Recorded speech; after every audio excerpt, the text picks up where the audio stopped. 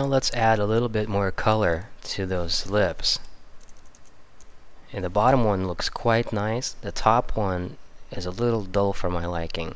So let's create a new separate layer and actually let's go and sample this color first, see how, what the shading is of the bottom lip.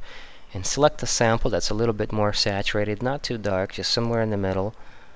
This is a good, good choice right there. And then switch over to the brush tool. Opacity being 100 is great. Make sure that new layer that you created is selected. And let's go ahead and paint in. This is gonna look very fake, and the reason why I want to keep it like this is that way so you can see exactly where you're painting, so you can contour the lips well without going over into other areas. And just paint away over those lips. Make sure to stay off of teeth. Just like so. Doesn't have to be perfect. All we're doing is adding a little color.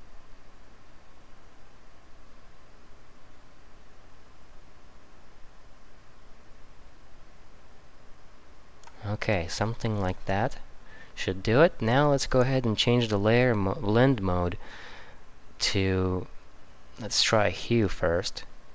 Hue, okay, that's 100%. Let's try color, and that's much more vivid for me. So that something like that should do it. And then let's take down the opacity so it is not so strong.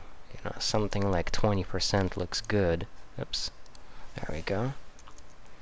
Let's see, with the color and without. With and without. Let's look from a little bit further away. With and without. I like it. I might knock it down to something around 15%. That should do the trick a little bit better. Oops, there we go. My Photoshop is misbehaving on me for some reason. Anyways, okay, so that looks great. Let's go ahead and save before we lose anything.